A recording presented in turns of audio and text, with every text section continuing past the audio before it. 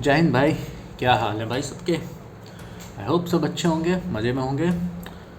तो भाई आज हमारा पहला T20 का मैच है और पाकिस्तान के साथ लेडीज़ मैच है। जो हम लोगों का महिला क्रिकेट टीम है उनका मैच है पाकिस्तान के साथ में। 3:30 बजे से उसका टेलीकास्ट होएगा आई थिंक। और जो दुबई से मैच होना है, जो हमारा T20 वर्ल्ड कप चल रहा है, तो भाई नज़र रखना। लेट्स होप इंडिया बहुत अच्छा करे और जीते पाकिस्तान से हमेशा की तरह। तो भाई अभी ना एक ताज़ा इंटरव्यू हुआ है रोहित शर्मा और 2-3 प्लेयर्स का, ठीक है।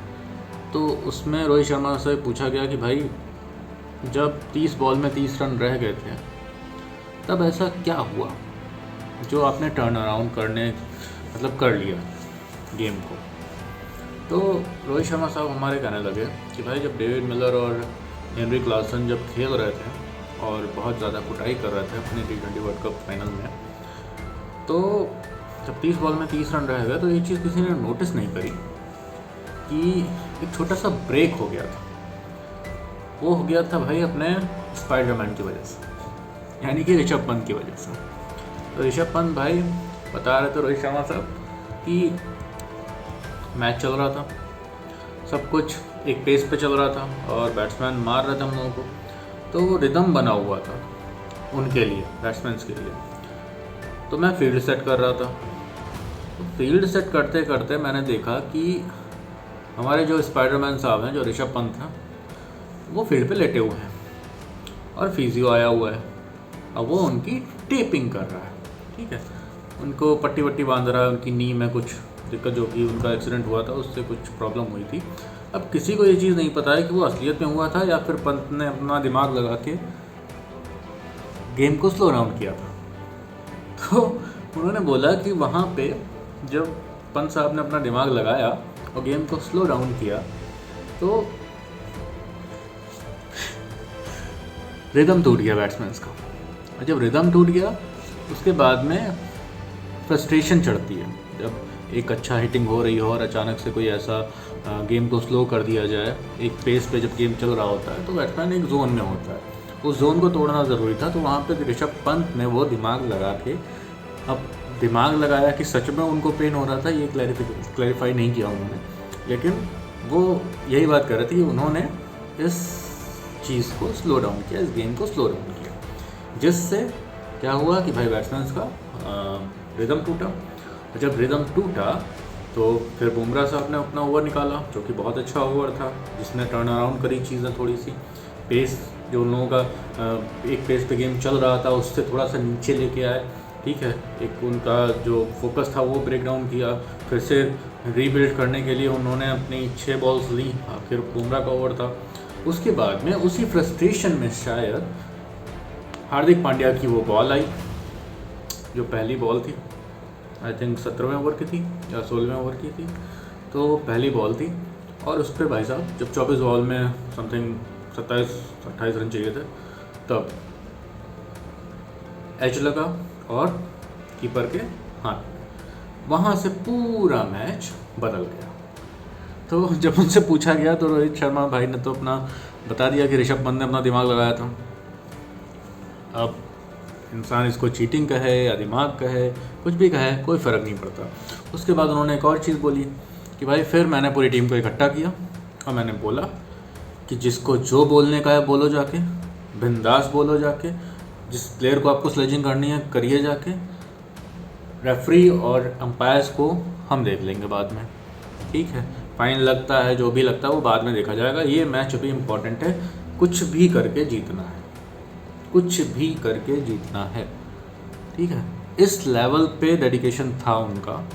हालांकि बहुत ज़्यादा ज़रूरत नहीं पड़ी, 2-3 चीज़ें ही बोली उन्होंने जो शायद थोड़ा सा फ्रस्ट्रेटिंग थी उनके लिए, जो साउथ अफ्रीकन प्लेयर्स थे उनके लिए, लेकिन उसका कोई इतना ज़्यादा बवाल बना नहीं, जो हम लोगों को कैमरे पे भी इतना दिखा नहीं कि ऐसा कुछ भी हुआ है। हालांकि उन्होंने करा होगा लेकिन उतना ज़्यादा उस चीज़ का हाइप मिला नहीं, ठीक है।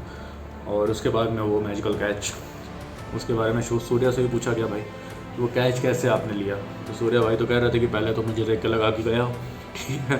लेकिन उसके बाद में जब देखा यहाँ नहीं भाई अपॉर्चुनिटी है लेने का, बैलेंस बन सकता है, तो उस मतलब रोकने का अपॉर्चुनिटी है, उन्होंने पहले यही सोचा कि भाई हाथ मार के अंदर कर देता हूँ, 2 रन होंगे, रोहित भाई हैं सामने, पकड़ के फेंक देंगे, ठीक है।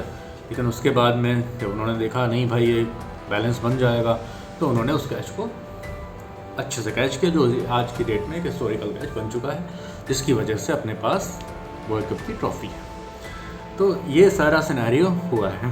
तो थोड़ा सा फ़नी भी था, थोड़ा सा ऐसा था कि हाँ भाई टीम में ऐसे कैरेक्टर भी हैं जो इस तरह से दिमाग चला लेते हैं, क्योंकि कैप्टन के पास सब कुछ नहीं होता, ठीक है, सोचने के लिए। आपने देखा होगा कि जोनाथन ट्रॉट अफगानिस्तान के जो हेड कोच हैं शायद, तो उन्होंने भी कुछ ऐसे ही किया था, जिसमें उन्होंने बोला था बारिश हो रही थी, बांग्लादेश के खिलाफ अफगानिस्तान का मैच हो रहा था, तो उन्होंने कर दिया था भाई गेम को स्लो डाउन करो।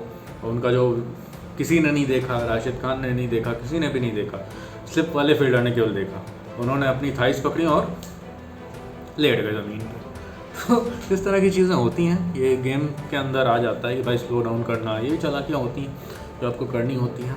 और एज़ आवर कैप्टन सेड कि भाई कुछ भी करो, कुछ भी बोलो, मैच इम्पॉर्टेंट है, कैसे भी जीतना, ठीक है। अब उसमें कई सारी चीज़ें उन्होंने करी भी होंगी, हालांकि वो हम लोगों को दिखी नहीं, but this is how the game goes, alright.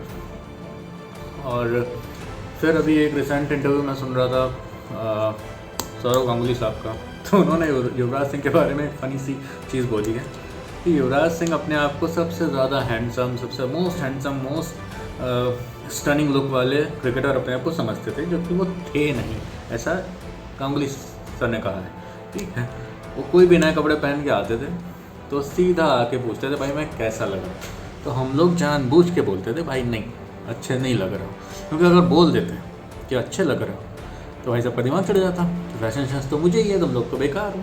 तो ये एक फ़नी बैंटर उनके बीच में था जो चलता रहता था। उसके बाद उन्होंने बोला कि हाँ अपने आप को समझता था लेकिन था नहीं, ठीक है, लेकिन दिल का बहुत अच्छा था।